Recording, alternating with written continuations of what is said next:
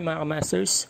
Ngayon, ang gagawin naman natin ay kung paano gumawa ng Spot the Difference game gamit ang book widget.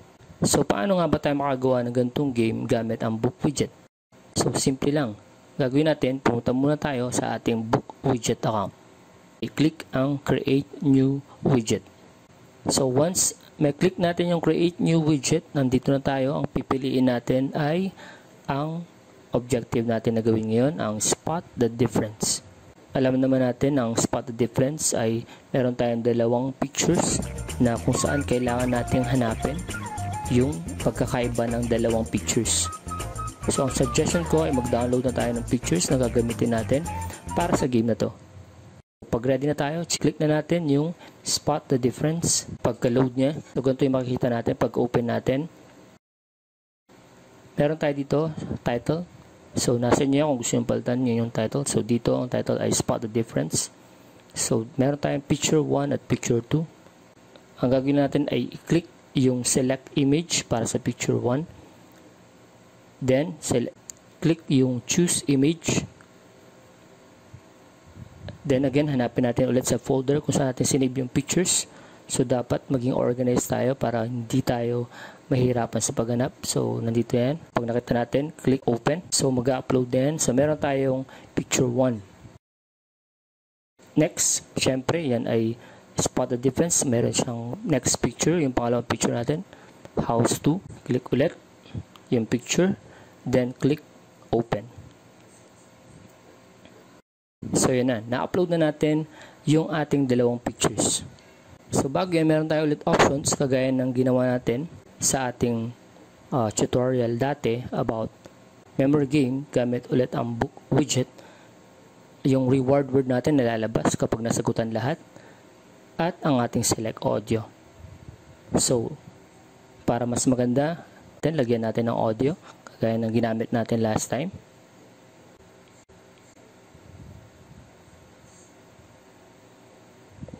Folder to. Kita natin open. Ano ulit ang meron dito sa ating audio? Pa-sound effect. Congratulations! May pagayan siya. So, kung ready na tayo, may na-upload na natin yung ating picture 1 at picture 2. Ay click tong add difference sa baba. Scroll natin pataas. Ito yung ating picture 1. Para mas madali para sa atin na makita yung difference kung hindi natin kabisado, ilagay natin yung ating dalawang pictures na yun. Ilagay ko yun sa PowerPoint sa Word kung saan pwede siyang balik-balikan. So, gaya ng ginawa ko, nilagay ko siya sa PowerPoint. So, ayan. Ayan siya. So, ito yung picture 1 at ito yung picture 2. Ang kailangan na lang natin gawin ay maglagay ng difference o ilagay yung difference ng dalawa. So, ito yung picture 1 natin. Tama? So, ang gagawin natin, i-click natin. Ito. So, mapapansin natin na magkakaroon siya ng box, white box. Ito, ilalagay natin itong box na to doon sa part na kung saan magkaiba silang dalawa. Pag hindi nyo kabisado, balikan nyo yung inyong picture na dalawa. Ano nga ba yung pinagkaiba? Sa may pintuan, apakan. So, dito sa picture 1 wala, sa picture 2 meron. At meron tayo dito sa may bintana. Magkaiba. Dito sa ulap sa may araw, magkaiba. At itong bilog na ito, wala dito sa picture 1, meron sa picture 2. At yung sa ating bakod. So, tingnan natin. So, dito, pwede natin ito ilagay sa may ating pintana. O, i-adjust natin siya. Ibig sabihin nito, pag pinindot to ng bata, ito yung part na ibig sabihin, i-check niya. So, ma-acknowledge niya na ito yung pinipili mo na part. So, dapat masakop yan talaga. Huwag masyadong malaki, huwag nang masyadong maliit.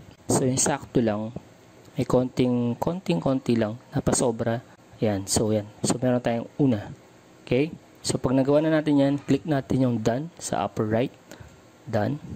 Okay, then balik tayo sa baba.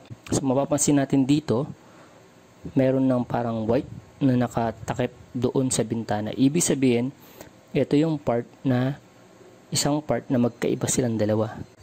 Pag okay na yan, balik tayo sa baba, scroll down. Then, add ulit tayo ng difference. Pagka click ng add difference, up ulit. Then, i-click ulit natin yung picture. Ayan, panibagong box. Ano ulit yung tatakpan natin? Ibig sabihin yun yung magkaiba. So, balikan natin ulit yung picture. So, ito yung ulap. So, itong ulap na ito ay nasa picture 1 pero wala sa picture 2. Huwag masyadong malaki kasi ibig sabihin pa kahit na wala dun sa ulap, i-acknowledge siya na tama yung sagot mo. So, dapat sakto lang. Yan. Pag okay na ulit, check muna natin. Okay. Pag okay na ulit, click ulit natin yung done dito sa right side. Add the difference ulit. Pagkatapos ng add the difference, scroll up. Then, click ulit natin yung picture. Then, ano nga pa ba ang magkaiba? So, meron tayong ulap. Okay na to. Sa bintana. So, ang next ay yung sa bakod. So, itong pangatlo. So, ulit tayo sa book widget. Yan ang tatakpan natin. Ibig sabihin, ito yung meron dito sa picture 1 pero wala sa picture 2. Pag okay na yan, punta tayo sa done. Then, meron tayong tatlo. So, meron pang dalawa actually. Pag binalikan natin yung picture natin, so, tingnan natin para matandaan natin kung ano yung mga nagawa na natin. So, itong ulap, nalagyan na natin. Yung ulap, meron na. So, itong bintana, okay na rin. Then, itong sa may bakod na part, natakpan na natin. So, nakatatlo na tayo. Meron pa tayo itong nasa taas. Itong bilog. At yung sa may bandang pinto. Yan. So, paano yan? Nasa picture 2 siya. So, ang gagawin natin para dyan ay ganito. Click natin yung add difference. Tapos, pag okay na, may check na lumabas. Balik tayo sa picture. This time din natin i-click itong unang picture. So, ang gagawin natin ay i-click natin itong second picture has different location. So, once na mag-green na siya, scroll down. Tapos, i-click natin itong picture na to. So, mapapansin nyo, ito yung house number 2 kung saan merong bilog pero walang bilog sa house number 1. So, yung box na yan, yung white, drag natin dito sa part kung saan magkaiba sila. So, yan. Pag okay na, click done. Okay. Then, meron tayong pang-apat. So, ito na lang ang naiiwan natin. Itong part na to sa may bandang pinto. So, balik ulit tayo. Add difference. So, scroll up. Itong pipilitan. Second picture has different location. Click natin. Pag nag-green na siya, scroll down. Then, location on second picture. I-click natin itong picture. Then, lastly, itong sa may bandang pinto bago pumasok. Yan yung pakaiba nila. Yan. Then, click done. So, pag matatanda natin, meron tayong 5 difference. So, balikan natin. Okay, so ito yung pag-click ng reader ay mababasa na yun yung pagkakaiba nilang dalawa. So, sige, subukan natin. I-try natin. I-preview natin. So, i-click natin yung preview. So, ayan na siya. So, dito meron tayong 5 differences. 0 out of 5. So, ito yung house number 1 natin. Ito yung house number 2. So, pag matatanda natin, ginawa natin kanina, nilagyan natin yung mga box na lumalabas kung saan may part na magkaiba silang dalawa. So, ito si house number 1 at si house number 2. So, ito yung makikita ng bata. So, nasa student view na tayo. So, tingnan natin kung gagana. Unahin natin itong ulap. So, click natin. Pag kinlik yung ulap, obserbahan nyo kung ano mangyari. So, na-box yung ulap. 1. So, 1 over 5. So, tama. Then, kinlik yung sa may bandang pinto. Okay, correct. 2 out of 5. Then, sa may bintana. Tama din. 3 out of 5. Tapos, dito sa may bakod. 4 out of 5. So, hindi nila, pag mapapansin, pag sinubukan natin i-click sa ibang lugar, so nagkakaroon siya ng X mark. So, X, sabihin mali. So, may pinto, X. So, X. So, ang naiwan na natin ay ito. Yan. So, pag-click natin yan, tingnan natin. Congratulations. Congratulations.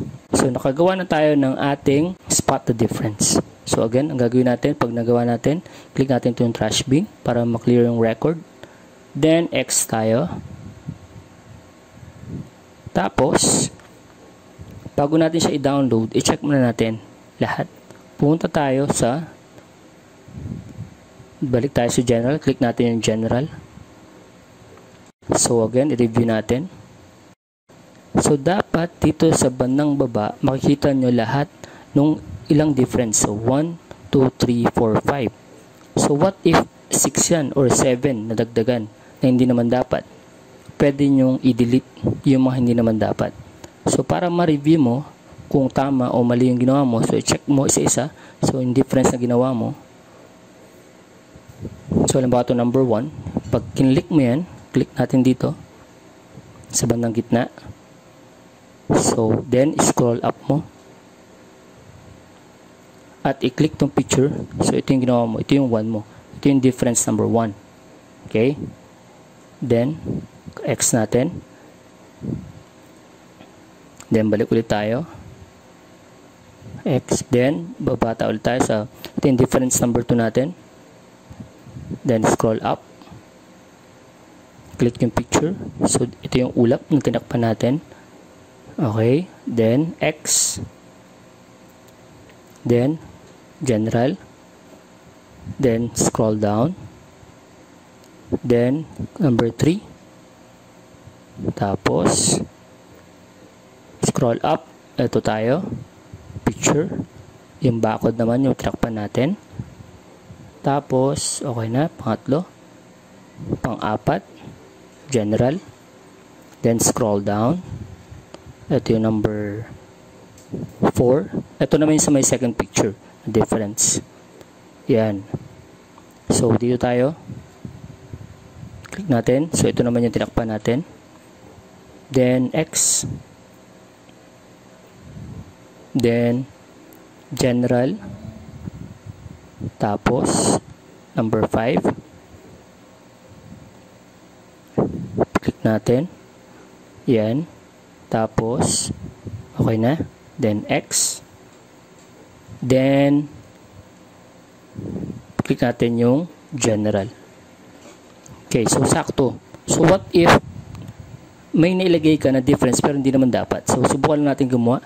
So, for example, nailagay natin, nakapaglagay tayo ng add difference.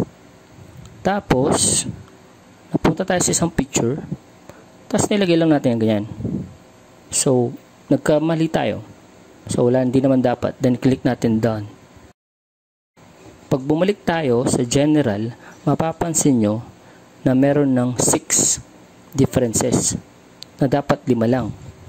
So, yung pang-6, so, kagaya sinabi ko, bago nyo download, i-check nyo muna lahat ng differences kung yun ba yung dapat na tamang sagot. So, dito, ito yung number 6. Pag-click mo yung number 6, scroll up. So, mapapansin mo, ito yung na nagkamali ka. So, paano gagawin ko dyan? So, click mo yung X. So, pag nagkamali ulit tayo, dito, sa part na to, ang gagawin lang natin ay click yung X. Click yung general. So, make sure nasa general tayo. Ito yun. Punta tayo sa baba. Scroll down natin. Then, ang gagawin lang natin ay i-click yung X na nasa right side. Ibig sabihin, i-delete natin to kasi hindi siya dapat kasama sa mga possible options. X. Then, okay. So, pag okay na, again, lagi tayo maging. So, para sigurado tayo na tama yung ating ida-download, i-preview muna natin siya. Ulit. Preview. Click preview. So, ito yung makikita ng mga bata. Once ma-upload na, picture 1 at picture 2. Ulit. Si ulap number 1. Tapos, bintana. Tapos, may pinto. Tapos, yung barcode. Then, itong bilog. Oh, dito tayo sa kabila. Yan. Congratulations. Yan mga kamasters. Congratulations. nakagawa na kayo ng inyong spot the difference game gamit ang book widget. So once na okay na yan, click natin yung trash bin.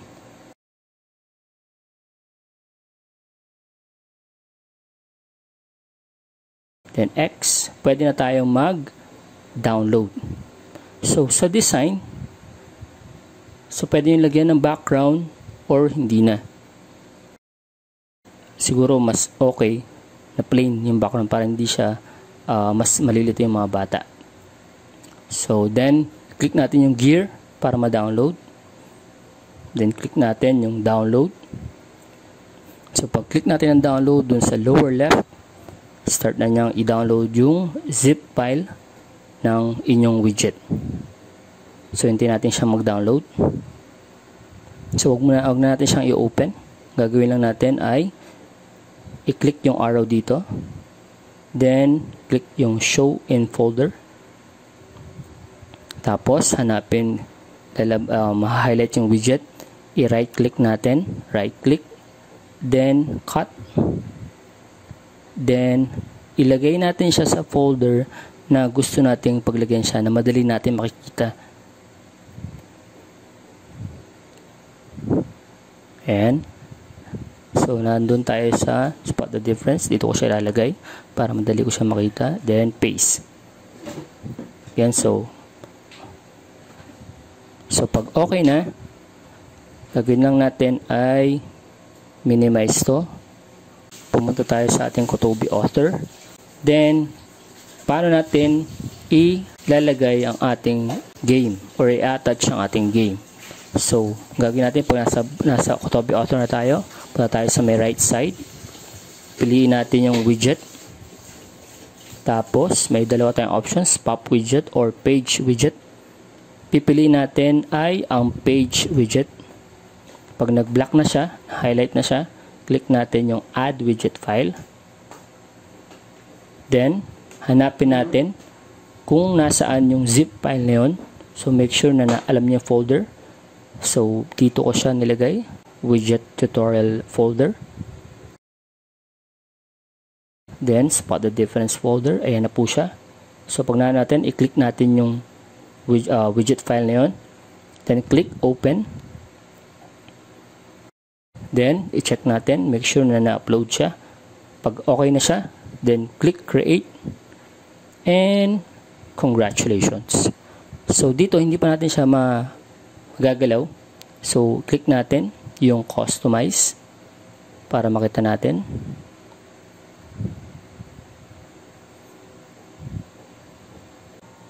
So pag click natin ng customize, ito na magiging itsura ng ating spot the difference game.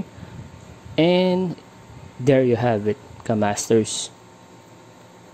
So meron tayong yan. So scroll down lang natin. Click natin itong ulap, 1. Then yung barcode, 2. Bintana, 3. So ito sa may bandang pinto. At yung bilog, ito na hinintay natin. Congratulations! There you have it, Kamasters. So sana ay nag-enjoy kayo at natuto kung paano gumawa ng spot the difference game gamit ang book widget. See you sa ating next part ng ating Kotobi author tutorial.